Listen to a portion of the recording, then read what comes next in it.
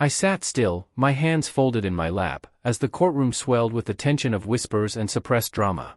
The air felt heavy, not just from the packed benches of onlookers, but from the weight of betrayal sitting only a few feet away from me. Amanda Callahan, my wife of 11 years, stood tall in her sharply tailored navy suit, her chin lifted with the kind of arrogance only someone used to commanding boardrooms could muster. Her voice didn't tremble as she pointed her manicured finger in my direction and declared, with full conviction, that I had married her for her money. That I was a gold digger. Her lawyer, Chad Whitmore, sat to her right, his expression so smug I could practically feel it burning through my peripheral vision. He didn't even try to hide the satisfaction gleaming in his eyes, as if this moment had been rehearsed between them 100 times. And maybe it had. I wouldn't be surprised. The affair had been going on for at least a year behind my back, maybe longer. I found out by accident, late-night texts on her iPad, a dinner reservation that never included me, a scent on her clothes that didn't belong to either of us. But I had said nothing. I had waited. Now, Amanda was standing in front of a judge, in front of a room full of strangers, and telling them that I had never contributed anything. That I had leached off her success while doing nothing with my own life. She said it so convincingly that for a moment, even I almost believed her. But then, Judge Marilyn Carter picked up the manila folder that had been sitting quietly in front of her. She adjusted her glasses and began reading aloud from my tax records, my private financial documents that I had willingly submitted. Her voice, calm and measured, cut through the tension like a razor. She stated my annual income, $530,000. The room gasped. People leaned forward. I saw Amanda's expression freeze in place. Her confidence faltered, eyes flickering with confusion that twisted quickly into something more primal, fear, then disbelief. She looked at me like I was a stranger. And in that moment, she realized she didn't know the man she had married. Not really. Not at all. I didn't flinch. I didn't smile. I had nothing to prove anymore. 11 years she spent assuming I was living off her, that my work was some sort of hobby. I never corrected her. I let her believe what she wanted to believe because I didn't need validation from her, or anyone. My income came from private consulting contracts in cybersecurity, something I had always kept quiet about. I signed NDAs that tied my hands behind my back when it came to sharing details, but the paychecks spoke for themselves. I just didn't flaunt them. I never needed to.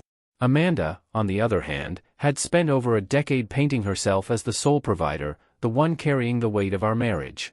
And I had let her carry that illusion, even as I paid off our mortgage in secret, even as I quietly invested in her company's competitors just to see how she moved when the ground beneath her shifted.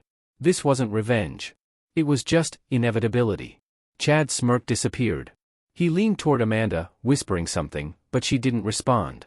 Her eyes stayed locked on me, and for the first time, she looked uncertain. The courtroom, once fully hers to command, now seemed to suffocate her. People murmured again. Reporters at the back scribbled notes. I wondered how they'd spin this, how the perfect corporate queen had tried to humiliate her husband and ended up exposing her own ignorance. Judge Carter raised an eyebrow and glanced at Amanda. Do you still maintain that Mr. Callahan contributed nothing to this marriage? Amanda didn't answer right away. Her mouth opened, then closed. Her lawyer stood up and asked for a recess, his voice quieter now, the confidence drained. The judge granted it, banging the gavel once.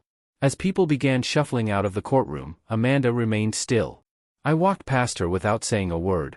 She didn't reach for me. Didn't call out. I caught a glimpse of her reflection in the polished wood paneling, a woman suddenly confronted with the fact that the story she'd been telling herself for years was a lie. That she had underestimated the person who had shared her life. And now, that lie had unraveled in front of everyone. It wasn't satisfaction I felt. It wasn't revenge. It was silence. Heavy, final, undeniable. We met 12 years ago at a nonprofit gala in Boston, the kind of event filled with polished silver trays, whispered names, and carefully constructed smiles. I wasn't even supposed to be there. A client of mine had extra tickets and insisted I go. Amanda stood out immediately, confident, immaculately dressed, the kind of woman who moved through rooms like she owned them. And in many ways, she did. The heir to Stratwell Dynamics, a company her father had built from nothing into a tech empire, she carried the weight of legacy and expectation with practiced grace. I was a quiet financial analyst working at a boutique investment firm. Nothing flashy. I liked my work, I was good at it, and I had no interest in the spotlight.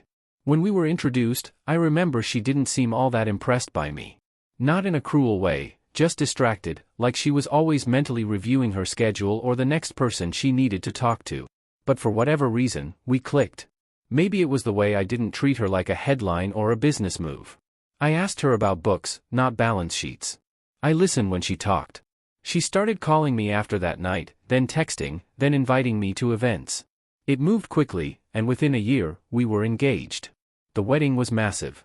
Not in the sense of scale, although it certainly had that, coastal venue, designer everything, full-page features in social columns, but massive in terms of attention. People couldn't stop talking about how Amanda Stratwell, the rising tech star, was marrying someone beneath her. That was the word they used. Beneath. I pretended not to care, and maybe back then, I really didn't. She always brushed off the comments, telling me I grounded her, that I was the one thing in her world that wasn't trying to use her name or her money. The first 6 years were, on the surface, fine. Functional. Amanda was climbing the corporate ladder fast, transitioning from department to department, carving out her reputation separate from her father. She worked constantly, early flights, late meetings, weekends on the phone. I took care of our finances, our home, our life. I didn't mind it. I actually liked knowing I was holding the foundation together. We threw elegant dinner parties, the kind with crystal glasses and perfectly portioned appetizers. I learned to match wines with meals, to make polite conversation with board members and investors. We even talked about kids once or twice, someday, always someday. There was never a specific year, a plan, just the idea of it floating around like a future we both knew would never really arrive. But success didn't just change Amanda, it rewrote her. As she got more powerful, more respected, more feared in her industry, something hardened in her. She started looking at me differently, like I was just one more thing in her perfectly curated life that needed to stay in place and out of the way. She began correcting me in front of friends, making jokes at my expense that landed too sharp to be playful. She stopped asking me about my work entirely. When I'd mention a project or a client, she'd nod absently and change the subject. I became invisible in our own home. I noticed the shift slowly, in pieces. First it was the separate schedules, then the missed calls, the new password on her laptop.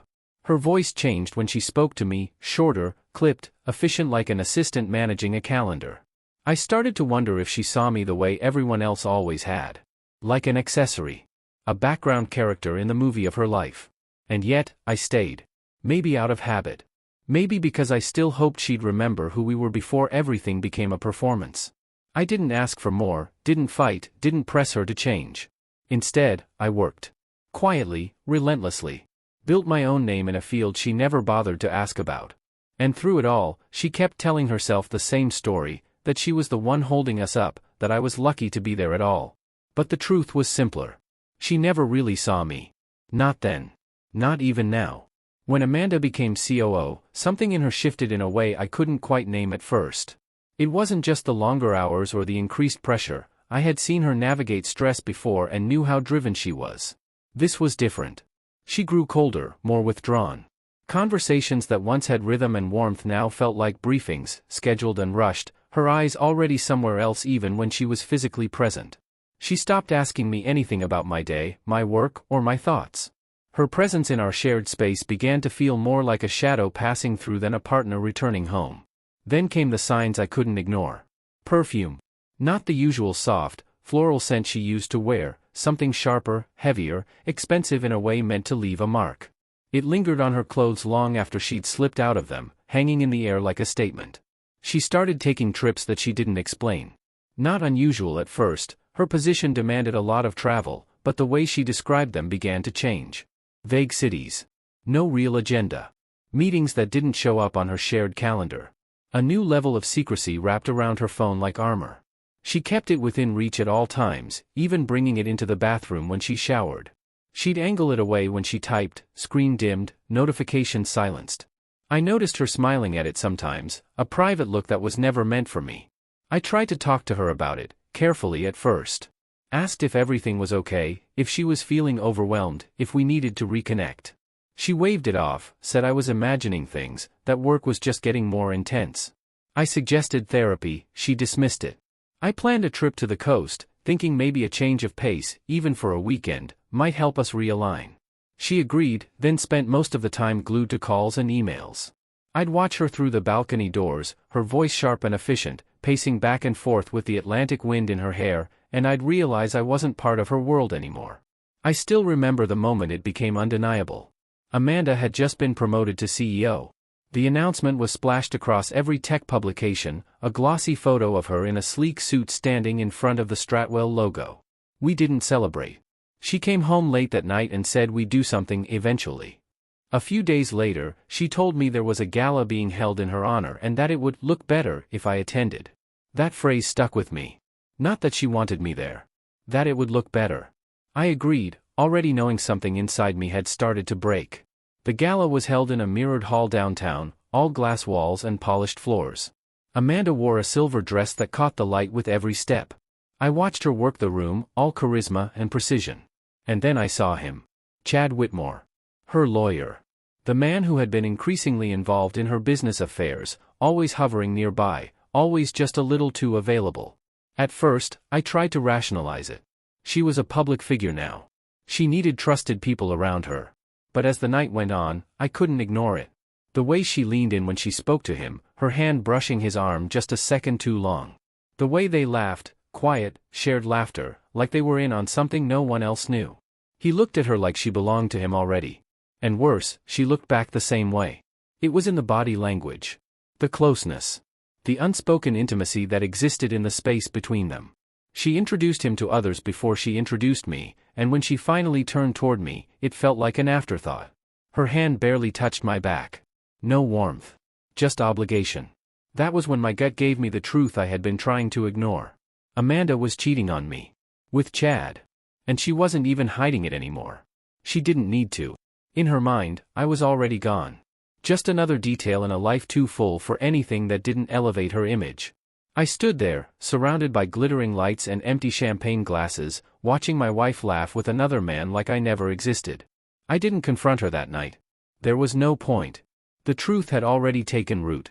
And I knew then that whatever was left between us had already been buried beneath ambition, secrecy, and a kind of betrayal so quiet it never even needed to be spoken aloud. 2 weeks after the gala, a courier rang the doorbell in the middle of a Tuesday afternoon, and that was how my marriage officially ended. No conversation. No warning. No attempt at decency. Just a slim, professionally packaged envelope handed to me by a stranger who didn't even know what he was delivering. I remember standing in the hallway, the house quiet except for the faint hum of the refrigerator, staring at my own name typed neatly across the front like it belonged to someone else. Inside were divorce papers, already tabbed and highlighted, each sticky note guiding me to where I was expected to sign so I could, as the phrasing politely suggested, walk away quietly. Amanda didn't bother calling. She didn't text. She let her lawyers speak for her. The documents were aggressive in a way that felt personal, almost rehearsed. According to her filing, I had been financially dependent on her for years. A leech. A liability. Someone who had benefited from her success without contributing anything meaningful in return. She wanted the house, both cars, the joint accounts, and most of the assets we had accumulated during the marriage. In exchange, she was offering me $40,000 as a clean break, framed as generosity rather than insult. It was written like hush money, like I should be grateful for the chance to disappear without causing a scene. I sat at the kitchen table and read every page slowly. I didn't feel angry. Not the way people expect you to feel when something like this happens. I felt calm. Focused. Almost detached. Anger would have been a waste of energy, and Amanda had already wasted enough of my time. What struck me more than anything was how confident she sounded.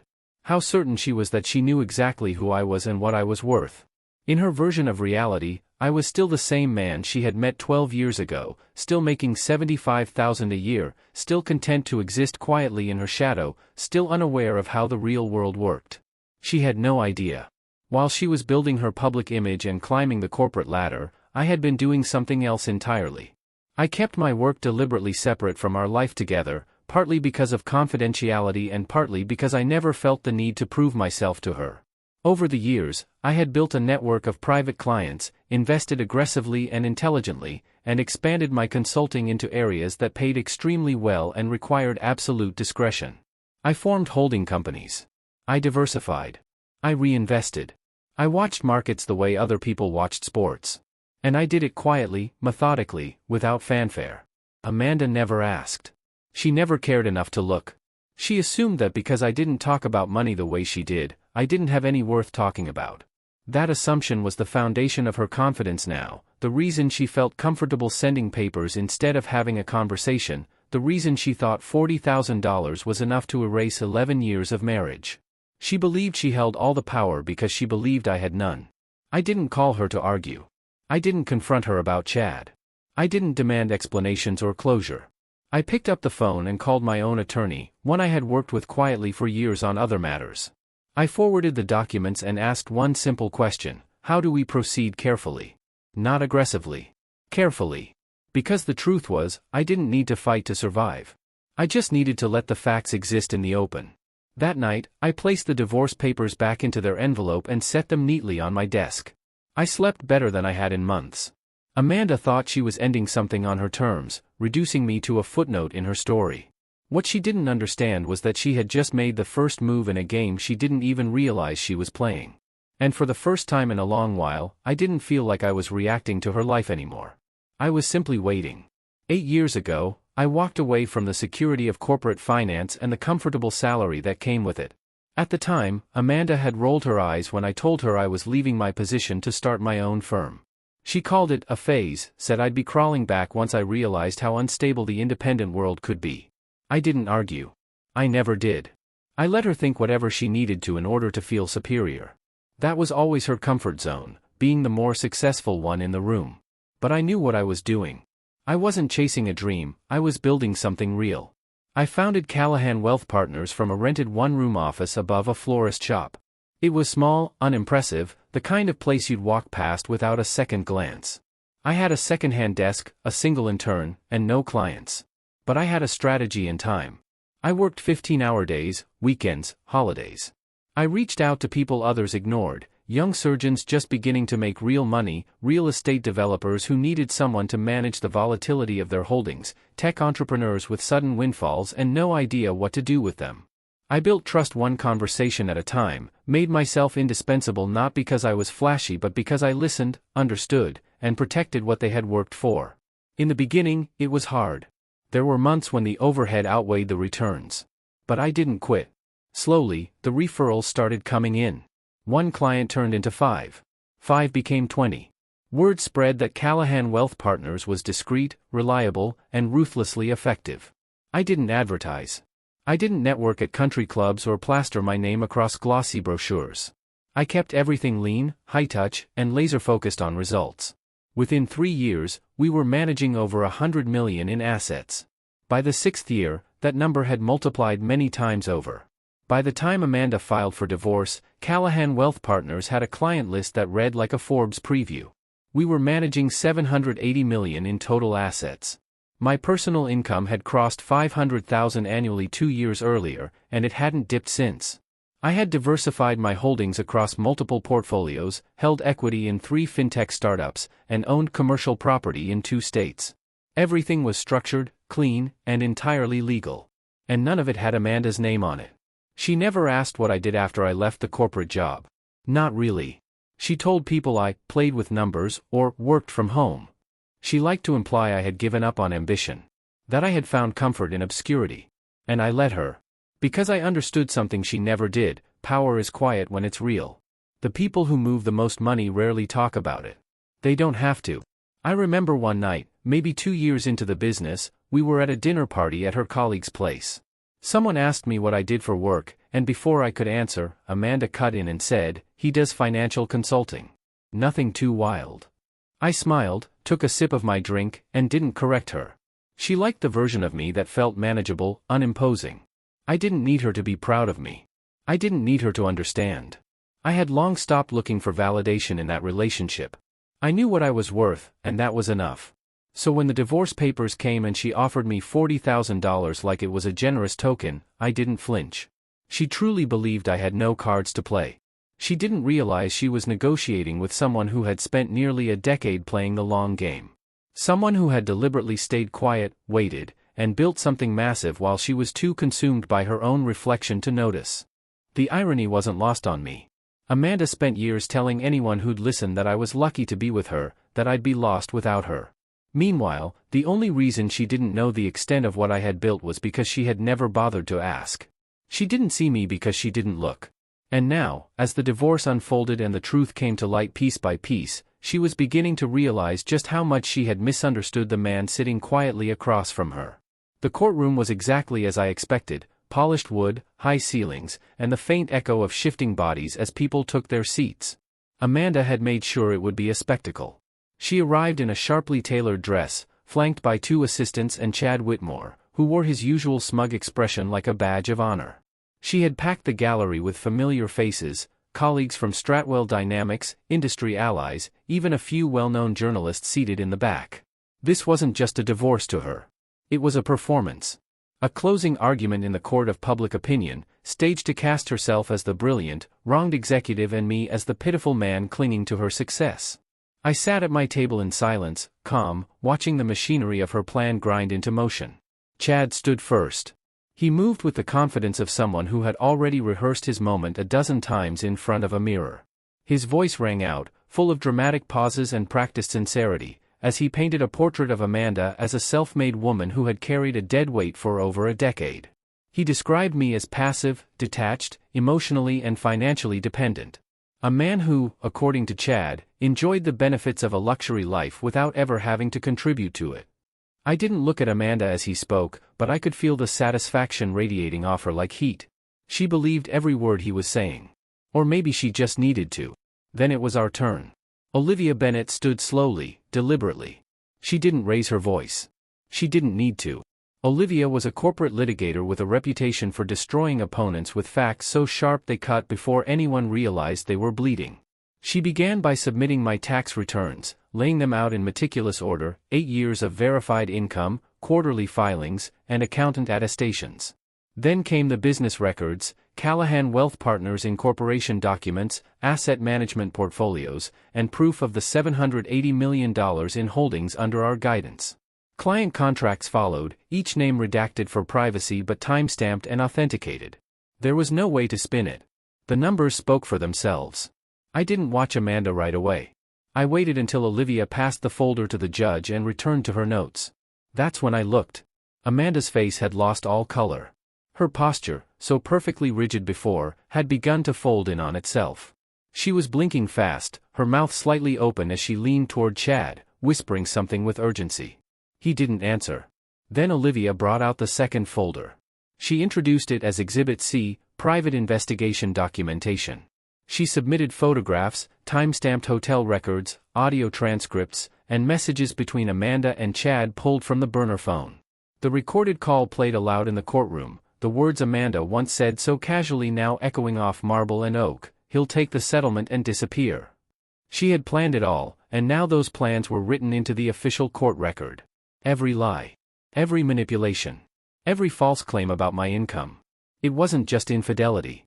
It was collusion, fraud, and premeditated character assassination. The room was silent. The judge's expression darkened as he flipped through the evidence. He paused at the transcript of the phone call, then removed his glasses slowly and looked up. What followed wasn't a rebuke, it was an evisceration. He condemned Amanda's behavior as not only dishonest but deeply corrosive to the integrity of the legal process. He accused Chad of weaponizing the court for personal and professional gain and announced that Chad Whitmore would be removed from the case immediately and referred to the state bar for an ethics investigation. Amanda sat frozen, her lips parted but mute, as the judge delivered the consequences of her unraveling story. Everything she had constructed, this narrative of the powerful woman burdened by an undeserving husband, collapsed right there in front of the very people she had invited to witness her triumph.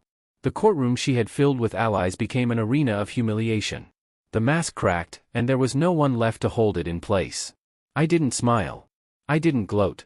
I simply sat, watching the truth do what it always does when given enough time. It didn't need force or volume. It just needed to be seen. The final ruling came down in clean, deliberate language, devoid of emotion, but heavy with consequence. The court awarded me the majority of our shared investment accounts, including assets Amanda never even knew existed until they were laid out, line by line, on public record. Her attempt to paint me as financially dependent had backfired so completely that it actually strengthened my position. The judge called her behavior strategically deceptive and ethically compromised, and in light of the evidence, granted me a sizable settlement, not out of pity, but justice. Amanda kept the company, yes, but what she truly valued, the admiration, the prestige, the image, was gone. Stratwell Dynamics didn't collapse overnight, but the unraveling was fast. Clients began to distance themselves almost immediately. A few called me, privately, just to say they had no idea. I didn't gloat. I didn't need to. Word spread about the trial, the affair, the false financial claims. For a company that had built its brand on transparency and leadership integrity, it was a lethal blow. Amanda's name became synonymous with the exact kind of executive liability Stratwell had always claimed to avoid. Her board stopped returning her calls, then quietly began internal votes. Pressure mounted. Leaks to the media followed. Within months, there were public statements about strategic leadership transitions. And just like that, she was out. Chad disappeared almost as quickly. After his ethics review began, he resigned from his firm, citing personal reasons, and fled to Texas to rebuild. No one said it, but everyone knew. He went from being the grinning legal darling of corporate law to a name spoken in embarrassment, the man who threw away a career for someone else's lie. Amanda stopped mentioning him entirely. As for me, I didn't celebrate. I simply moved forward. I bought a penthouse downtown, high ceilings, floor-to-ceiling windows, the kind of place where the quiet felt earned. My firm crossed a major threshold shortly after the trial. Callahan Wealth Partners hit $1 billion in assets under management. I stood in my office the day it happened, looking out over the city, and felt something I hadn't in a long time. Not pride. Not vindication. Peace. Because I had built something real. I had weathered betrayal, manipulation, and years of being unseen by the one person who was supposed to know me best. And I was still standing, stronger than ever. It was late on a Sunday night when Amanda called. I recognized the number but let it go to voicemail. Then she called again. And again. I finally answered, not out of curiosity but closure. Her voice was small, broken in a way I had never heard. She was crying, genuinely, uncontrollably. She said she didn't recognize herself anymore. That losing the company felt like losing her identity. That the silence from her so-called allies was deafening. Then, finally, she said she missed me. That she realized, too late, what we had. That I had always been steady. Honest. That maybe we could try again. I let her finish. I didn't interrupt. I listened until the quiet returned, until the weight of her words hung in the air between us. And then I told her the truth, simple, clean, undeniable. I told her she never saw me. Not really. That for years, I had been right there beside her, and all she ever saw was what she needed me to be, supportive, background, small. She never asked who I was because she thought she already knew. She assumed I was lucky to be part of her life, when the reality was, she had no idea what I had built, what I carried, or what I was capable of. She saw a version of me that made her feel powerful. But now someone else saw the real version, without fear, without arrogance, and without needing to tear anyone else down to recognize it. Her name was Melissa. A professor of behavioral economics. Brilliant, direct, and unafraid of silence. She admired not just my income, but the mind behind it, the systems, the analysis, the discipline. We met at a lecture I gave at her university and talked for hours afterward about risk models, irrational behavior in markets, and the psychology of wealth. She saw me. And I saw her. Amanda went silent after that. She didn't hang up. She just stayed there, breathing softly, as the truth settled in around her. I ended the call gently. No anger. No bitterness. Just finality. In the end, Amanda became exactly what she had spent her whole life trying to avoid, an example. A cautionary tale about what happens when you mistake silence for weakness, when you underestimate the quiet one in the room. And I walked away with more than assets. I walked away free.